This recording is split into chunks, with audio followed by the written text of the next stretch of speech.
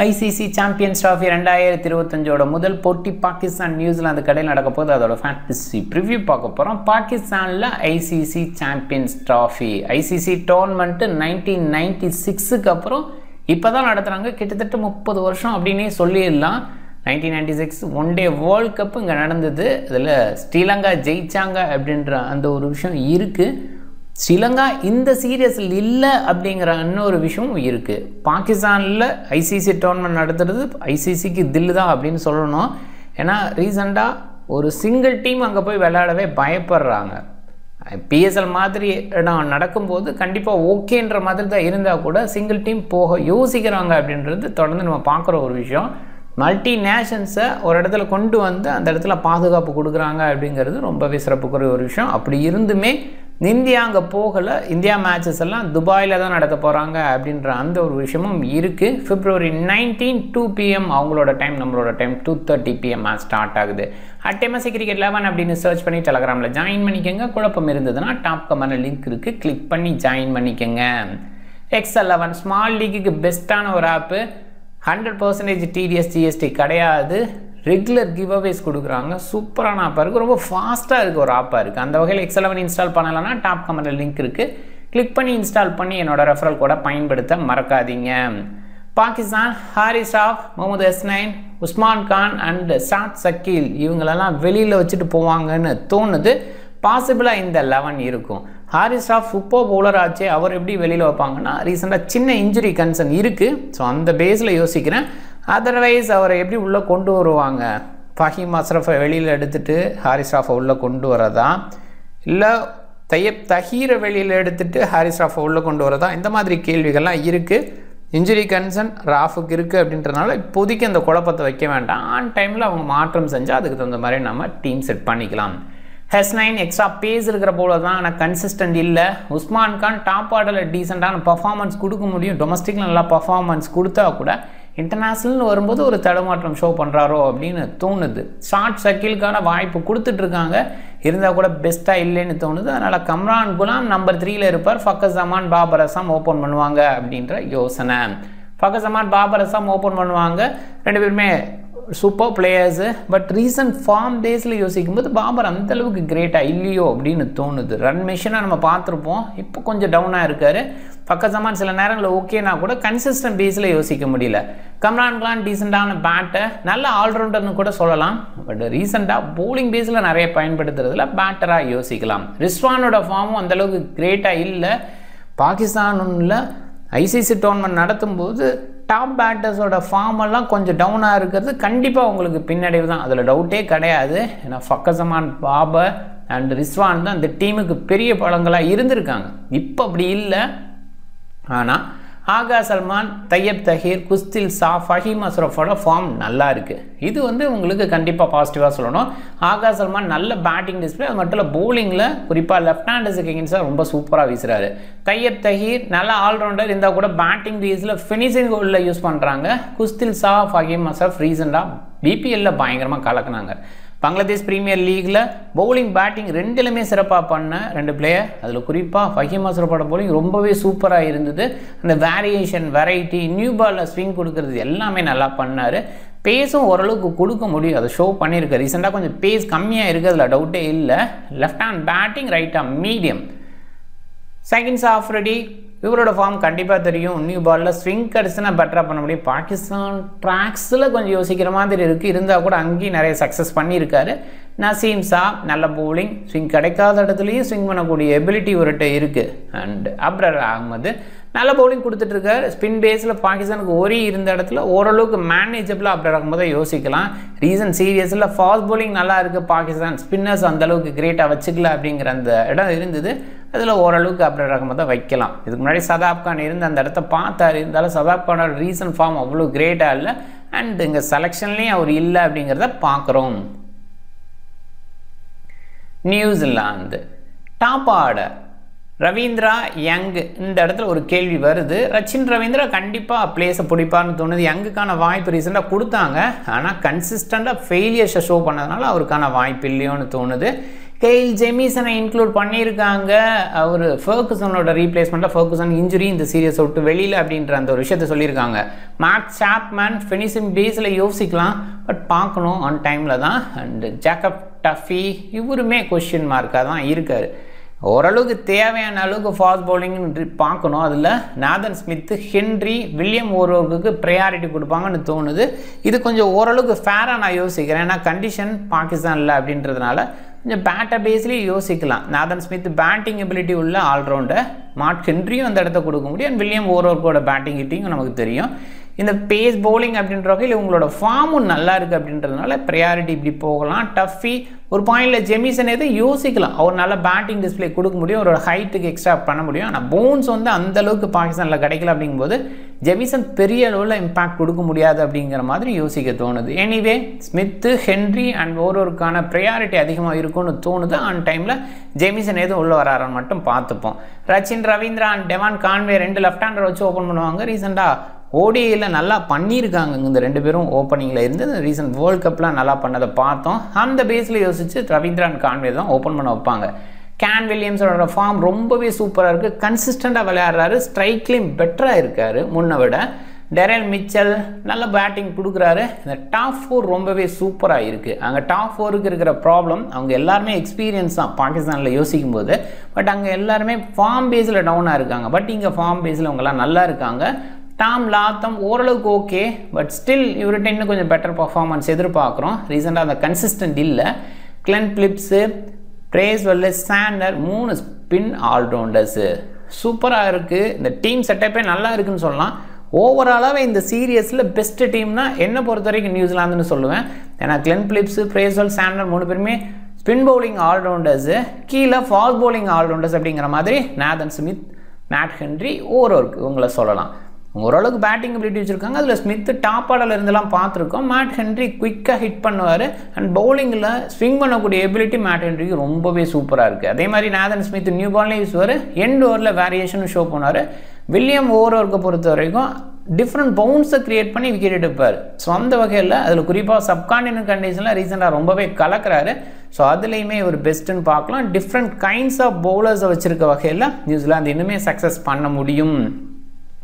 அது மட்டும் இல்லாமல் பேக்கப் பேஸ்லேயும் டஃபி வேரியேஷன் கொடுக்குற போல் ஜெமிசன் வேரியேஷன் கொடுக்க முடியும். அதே நேரத்தில் அவரோட ஹைட்டுக்கு டிஃப்ரெண்ட் எக்ஸ்ட்ராக்ஷனை கொடுக்க முடியும். அதே நேரத்தில் மார்க் ஷாப்பனோட ஹிட்டிங், வில்லியங்கோட ஸ்டெபிலிட்டி அப்படின்ற மாதிரி பெஞ்சும் நல்லா இருக்குது. நேஷனல் ஸ்டேடியம் கராச்சியில் தான் இந்த போட்டி. மழை இல்லை அப்படிங்கிற ஃபோகாஸ்ட்டு. 54 போட்டியில் 26 பேட் ஃபஸ்ட்டு, 28 சேசிங்கு, 263 இங்கே பேட் ஃபஸ்ட்டுக்கான ஆவரேஜ் 263. கண்டிப்பாக டீசன்ட் நம்பர். ஒன் டே கிரிக்கெட்டில் ரொம்ப காலமாக இருக்கிற கிரவுண்டு அப்படின்ற இடத்துல இது நல்ல நம்பர் அப்படின்னே சொல்லலாம். 374க்கு 4 அப்படிங்கிற ஹை ஸ்கோரை இந்தியா அடிச்சிருக்காங்க. இது அகெயின்ஸ்ட் ஹாங்காங்னு நினைக்கிறேன். அண்ட் அதில் எம்எஸ் தோனி, ரைனா 2 பேருமே செஞ்சுரி அடித்தாங்க. ஓப்பனர்ஸ் 2 பேருமே 50 அடித்தாங்க. ஸோ அதில் லோ ஸ்கோரில் ஹாங்காங் முடிஞ்சாங்க. பங்களாதேஷ் இங்கே லோ ஸ்கோரான 115க்கு 10 அப்படின்றத கொடுத்துருக்காங்க. 200க்கு கீழே 9 மேட்ச் இருந்திருக்கு அப்படின்னாலும் 300க்கு மேலே 16 போட்டிகள் இருந்திருக்கு. ரீசெண்டாக 300+ அப்படின்றது சாதாரணமாக நிறைய இடங்கள்ல இருக்குது. அதில் கராச்சியில் சாதாரணமாக எதிர்பார்க்கலாம். இந்த போட்டியில் அந்த 300+ வரும்னு நான் எதிர்பார்க்குறேன். அதில் நியூசிலாந்து கண்டிப்பாக பண்ண முடியும். அந்த பேட்டிங் டெப்த் இருக்குது. அண்ட் பாகிஸ்தான்கிட்ட எபிலிட்டி இருக்கிற பேட்டர்ஸ் இருந்தால் கூட இப்போ இருக்கிற ஃபார்ம் பேஸில் யோசிக்கும் போது அந்த 300 மார்க் ரீச் பண்ணுவாங்களா அப்படிங்கிற கேள்வி வருது. சேஸ் ப்ரிஃபர் பண்ணுறதுக்கான வாய்ப்பை நான் அதிகமாக பார்க்குறேன். டேயில் ஸ்டார்ட் ஆகி நைட்டு போக போக இன்னும் கொஞ்சம் பெட்டர் ஆகும் அப்படின்ற அந்த ஆங்கிளில் யோசித்து இங்கே சேஸ் ப்ரிஃபர் பண்ணலாம். பாகிஸ்தானில் மோஸ்ட்லி நிறைய கிரவுண்ட்ஸ் நல்ல பேட்டிங் ட்ராக்காக தான் கொடுக்குறாங்க. ரீசெண்டாக நம்ம அதை பார்க்குறோம். ஓரளவு அப்படி தான் இருந்திருக்கு. அண்டு இங்கேயுமே எதிர்பார்க்கணும். அண்டு இந்த பர்டிகுலர் கிரவுண்டை பொறுத்த வரைக்கும் ஒன் டே கிரிக்கெட்டில் 22 முறை 4+ விக்கெட் விழுந்திருக்கு. ஸோ அதில் ஸ்பின்னர்ஸோட 4+ இருந்திருக்கு. அதை கொஞ்சம் மைண்ட் பண்ணிக்கிங்க. டாப் விக்கெட் இருக்கிறான அஜதா மெண்டிஸ் கூட பார்த்திங்கன்னா ஒரு ஸ்பின்னர் தான். ஒரு சில நேரங்களில் ஸ்பின்னர்ஸ் கசிஸ் கொடுத்துருக்கு. ரீசெண்டாக கராச்சியில் நிறைய மேட்சஸ் நடந்துகிட்டு இருக்கிறதுனால ஓரளவுக்கு டவுனாக தான் இருக்குது ட்ராக்ஸு. ஸோ லேட்டாக இன்னுமே பெட்டர் ஆகும் அப்படிங்கிற மாதிரி யோசிக்க தோணுது. டவுன் ட்ராக் அப்படின்னா லேட்டாக பெட்டர் ஆகாது தானே சொல்லலாம். பட் அது சில்னஸ் ஆடாக அது கொஞ்சம் பெட்டர் ஆகும் அப்படிங்கிற அந்த ஆங்கிளில் சேஸ் ப்ரிஃபர் பண்ணலாம். அண்ட் இன்னொரு பக்கம் 36 முறை செஞ்சுரி. அதில் வந்து பார்த்திங்கன்னா விவியன் ரிச்சர்ட்ஸ், ஸோ ஒரு லெஜண்ட் அப்படின்னு சொல்லலாம். அதுக்கப்புறம் அவர் வந்து பார்த்திங்கன்னா 181 அடிச்சிருக்காரு சிங்கிள் இண்டிவிஜுவல் ஹேண்டில். ஸோ அந்த வகையில் கண்டிப்பாக வந்து பெரிய இன்னிங்ஸ் கொடுக்க முடியும் அப்படின்ற மாதிரி சொல்லலாம். 36 முறை 100+ வந்திருக்கு அப்படிங்கிற அந்த இடத்துலையும் பார்க்குறோம். இதில் இந்தியன் பிளேயர்ஸ் சிலர் போய் அங்கே செஞ்சுரி அடிச்சிருக்காங்க. ஓவராலாக பார்க்கும்போது கராச்சி நல்ல பேட்டிங் ட்ராக், அதை கொஞ்சம் மைண்ட் பண்ணிக்கோங்க. பேட்டர்ஸுக்கு அட்வான்டேஜ் இருக்கும். ஒன் டே கிரிக்கெட் ரீசெண்டாக பேட்டர்ஸுக்கு அட்வான்டேஜ் இருக்கிற மாதிரி தான் பாயிண்ட் சிஸ்டமும் இருக்குது, அதனால் கொஞ்சம் மைண்ட் பண்ணிக்கோங்க. பாகிஸ்தான் பவுலிங் டேஸில் கம்ரான் குலாம் கன்சிடரபிள், ஆகா சல்மான், தையப் தஹீர், குல்சில் ஷா, ஃபஹீம் அஷ்ரஃப், சஹீன் ஷா அஃப்ரிடி, நசீம் ஷா, அப்துல் அஹமது இவங்களாம் பவுல் பண்ண முடியும். பட் ஸ்டில் கம்ரான் குலாமுக்கான பவுலிங் கொடுக்கறது இல்லை, தையப் தஹீருக்கான பவுலிங் கிடைக்காது. ஸோ அதனால் 6 ஆப்ஷன்ஸோட யோசிச்சு ஆக வேண்டியது இருக்குது. இதில் குஸ்தில் ஷா, ஆகா சல்மான் ஷேர் பண்ணிப்பாங்க அப்படின்னு நினைக்கிறேன். ஃபஹீம் அஷ்ரஃபோட ஓவர் கொஞ்சம் அதிகமாக இருக்கும். சஹீன் ஷா அஃப்ரிடி, நசீம் ஷா இந்த 3 பேசரும் மோஸ்ட்லி வீசிடுவாங்க. அப்துல் அஹமதோட ஓவரும் முழுமையாக இருக்கிறத நம்ம பார்க்குறோம். ஸோ அதனால் குஸ்தில் ஷா அண்ட் ஆகா சல்மானோட ஓவர் மட்டும் ஷேர் ஆகும் அப்படின்னு யோசிக்கலாம். சில லெஃப்ட் ஹேண்டர்ஸை டார்கெட் பண்ணி ஆகா சல்மானோட ஓவர் கொஞ்சம் அதிகமாக இருக்க வாய்ப்பு இருக்குது. குறிப்பாக ரச்சின் ரவீந்திரா, கான்வேலாம் தொடர்ந்து இனிஷியலாக எடுத்துகிட்டு வந்துட்டாங்கன்னா அப்போ ஆகா சல்மானோட ஓவர் பவர் பிளேக்குள்ளேயே கூட வரலாம், மைண்ட் பண்ணிக்கிங்க. நியூசிலாந்தில் பவுலிங் ஆப்ஷன் இங்கேயுமே ஹெவி தான். Rachin Ravindra, Daryl Mitchell, Phillips, Bracewell, Santners, Smith, Henry, William ஓரோருக்கு இவங்க ஆப்ஷனாக இருக்காங்க. ஒருவேளை பேஸ் சப்போர்ட் இருக்கிற மாதிரி இருந்தால் டெரல் மிச்சலோட பவுலிங், அதர்வைஸ் அவர் பவுல் பண்ணுறதில்ல. ரச்சின் ரவீந்திராவோட பவுலிங் இருக்கலாம், ஒரு சில ஓவர் 1 or 2 overs அப்படிங்கிற மாதிரி தான், பெருசாக நிறைய யோசிக்க முடியாது. பிலிப்ஸோட ஓவரும் அவ்வளோவா இருக்காது, கொஞ்சம் குறைவாக தான் இருக்குது. பிரேஸ்வெலுக்கான ப்ரையாரிட்டி அதிகமாக கொடுக்குறாங்க, சாண்டருக்கான ப்ரையாரிட்டியும் அதிகமாக இருக்குது. அந்த இடத்துல ஓவருக்கு நாதன் ஸ்மித்தோட ஓவர் கொஞ்சம் குறையலாம். ஒருவேளை பேஸ் எடுக்கிற மாதிரி இருந்தால் இந்த 3 பேஸஸும் முழுமையாக வீசுறதுக்கு வாய்ப்பு இருக்குது. இப்போ சாண்டரோட ஓவரும் அதிகமாக தான் இருக்கும்.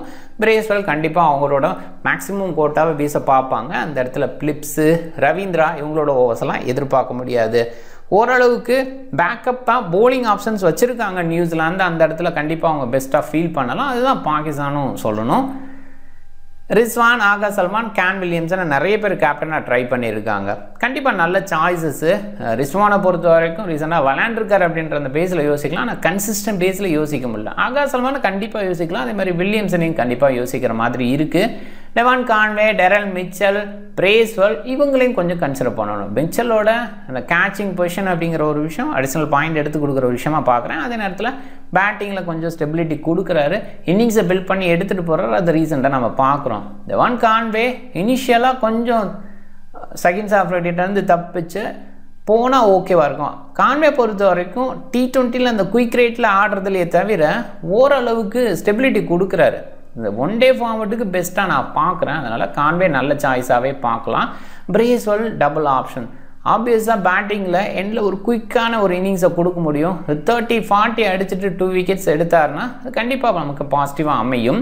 கம்ரான் குலாமை ட்ரை பண்ணலாம். டீசன்ட் ஹிட்டிங் எபிலிட்டி, ஓரளவுக்கு ஸ்டெபிலிட்டி கொடுத்து விளையாட்டு எடுத்துகிட்டு போக முடியும். ஃபஹீம் அஷ்ரஃப், அப்துல் அஹமது இவங்கெல்லாம் பாகிஸ்தான் பிளேயர்ஸு இவ்வளோ குறைவாக பிக் பண்ணியிருக்காங்க. ஆப்வியஸாக இவர் முழுமையாக கோட்டை வீசலாம். நியூசிலாந்துக்கு எகென்ஸ்டாக ஒரு ஸ்பின்னர் அப்படிங்கிற ஆங்கிள் அவர் கொஞ்சம் யோசிக்கணும். ஃபஹீம் அஷ்ரஃபை பொறுத்த வரைக்கும் நல்ல பவுலிங் கொடுத்துருக்காரு. ரீசன்ட் ஃபார்ம் ரொம்பவே சூப்பராக இருக்குது, நல்லா ட்ரை பண்ணலாம். வில்லியம் ஓரோருக்கு இந்த பர்டிகுலர் கிரவுண்ட்லேயே 4 எடுத்திருக்காரு. ஸோ அதனால் ஒரு ட்ரை அப்படிங்கிற மாதிரி யோசிக்கலாம். கான்வே அண்ட் மைக்கேல் பிரேஸ்வெல்ல கேப்டனாக ட்ரை பண்ணலாம். சேசிங் தான் ப்ரையாரிட்டி கொடுத்து கொண்டு போவாங்க. கொஞ்சம் டவுன் ட்ராக்கு இருந்தால் கூட ஸ்டில் சேஸ் பண்ணுற டீமுக்கு அட்வான்டேஜ் இருக்குது. டீம் கிரியேட் பண்ணலாம். ரிஸ்வான், கான்வே 2 பேருமே நல்ல சாய்ஸு. விக்கெட் கீப்பராக லாத்தம் தான் இருப்பார், இருந்தாலும் கான்வே ஓப்பன் பண்ணுறாரு, இன்னிங்ஸை பில்ட் பண்ணுற இந்த மாதிரி ஆங்கிளில் யோசிக்கலாம்.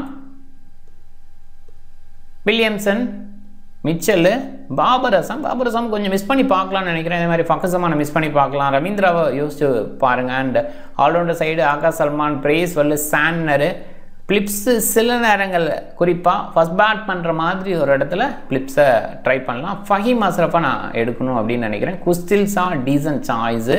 பவுலிங் பேட்டிங் ரெண்டுமே கொடுக்கறதுனால அஃப்ரிடி, ஹென்ரி டீசெண்டான சாய்ஸஸாக பார்க்கலாம். ஹாரிஸ் ராஃப் ஓவருக்கு. ஸோ இதில் ஓவர் பேஸில் யோசிக்கும் போது குஸ்தில் ஷா அவ்வளோவா ஓவர் போட மாட்டார், அவர் எதுக்கு நான் எடுக்கணும் அப்படின்னு யோசிச்சிங்கன்னா வில்லியம் ஓவருக்கு பவுல் பண்ணுறதுக்கு வாய்ப்பு இருக்குது. அப்துல் அஹமது பவுல் பண்ணுறதுக்கான வாய்ப்பு இருக்குது. கொஞ்சம் ரிஸ்க் எடுக்கணும்னு நினச்சா அப்துல் அஹமது சைடு கொஞ்சம் போகலாம். கண்டிப்பாக அகெயின்ஸ்ட் நியூசிலாந்து ஒரு சின்ன எஃபெக்டிவான அவுட்புட்டை கொடுக்கலாம். பட் பவுலர்ஸ் 2 விக்கெட் எடுத்தாலுமே கொஞ்சம் டஃப்பாக தான் இருக்குது டீமுக்குள்ளே வருது, அது ட்ரீம் டீமுக்குள்ளே வருது. ஸோ அந்த பேஸில் யோசிக்கும் போது கொஞ்சம் பேட்டர் சைடு மூவ் பண்ணலாம் அப்படின்னு யோசித்தா ஓகே தான். அதே நேரத்தில் இந்த பர்டிகுலர் கிரவுண்ட் பேட்டிங்க்கு ஃபேவராக இருந்திருக்கு அண்டு ஃபுல்லாக பேட்டிங்க்கு ஃபேவர் பண்ணுற மாதிரி தான் ஏர்லியாக கொடுப்பாங்க. லேட்டர் பேஸில் கொஞ்சம் டவுன் ட்ராக்காக மிடில் இருக்க பிளே கொஞ்சம் ஸ்டெபிலிட்டி கொடுக்குற மாதிரி ஸ்பின்னர்ஸுக்கு ஃபேவர் இருக்கிற மாதிரி அண்ட் ஓவராலாக விக்கெட்ஸும் 7-8 விக்கெட்ஸ் விழும். அந்த பேஸில் லேட்டாக வர பேட்ஸ்மேன்ஸ் கூட ஆடுவாங்க, கொஞ்சம் டவுன் த ஆர்டர் பேட்ஸ்மேன்ஸே கவர் பண்ணலாம் அப்படிங்கிற ஆங்கிளில் யோசிக்கலாம். ஏர்லி ஸ்டேஜில் கண்டிப்பாக ஓப்பனர்ஸ்லேருந்து ஆட முடியும், ஓரளவு விக்கெட் பேஸில் ஸ்கோர் பெட்டராக இருக்கிற மாதிரி தான் கொடுப்பாங்க அப்படின்ற அந்த மைண்ட் செட்டில் நம்ம பேட்டர்ஸை கவர் பண்ணி போகிறது தான் பெட்டர். கொஞ்சம் அதிகமாக பேட்டர்ஸை கவர் பண்ணிங்கன்னா minimum small league loss avoid பண்ணலாம். கொஞ்சம் ரிஸ்க் எடுக்கணும்னு நினச்சா டிஃப்ரெண்ட்டாக டீம்ஸை செட் பண்ணணும், அதுக்கு தகுந்த மாதிரி முயற்சி பண்ணுங்கள். கேப்டனாக Akash Salman, vice captain Michael Bracewell அப்படிங்கிற மாதிரி நான் பிக் பண்ணணும்னு நினைக்கிறேன். மாற்றி யோசிக்கிற மாதிரி இருந்தால் வில்லியம்சன் டீசன்ட் சாய்ஸு, மிச்சலோ கேப்டன் நான் ட்ரை பண்ணலாம், அந்த மாதிரி ஒரு முயற்சி எடுக்கலாம். செகண்ட் ஆஃப் ரெடி யோசிப்பாங்க நிறைய பேர். பட் மறுபடியும் சொல்கிறேன், பவுலர் பேஸில் இப்போ இருக்கிற பாயிண்ட் சிஸ்டத்தில் அது ஒன் டே கிரிக்கெட்டில் ட்ரை பண்ணும்போது ஓரளவுக்கு சேஃப்டியாக யோசிக்கலாம். கிராண்ட் லீக் அடிக்கிறதுக்கான விஷயமா அது பெருசாக யோசிக்க முடியாது. ஒரு சில நேரங்களில் மட்டும்தான் அது அமையும். நீங்கள் டிஃப்ரெண்ட் டீமை ட்ரை பண்ணுங்கள். இந்த வீடியோ பிடிச்சிருந்தால் லைக் பண்ணுங்கள், உங்கள் ஃப்ரெண்ட்ஸுங்களுக்கு ஷேர் பண்ணுங்கள், சேனலை சப்ஸ்கிரைப் பண்ண மறக்காதீங்க. மிக்க நன்றி.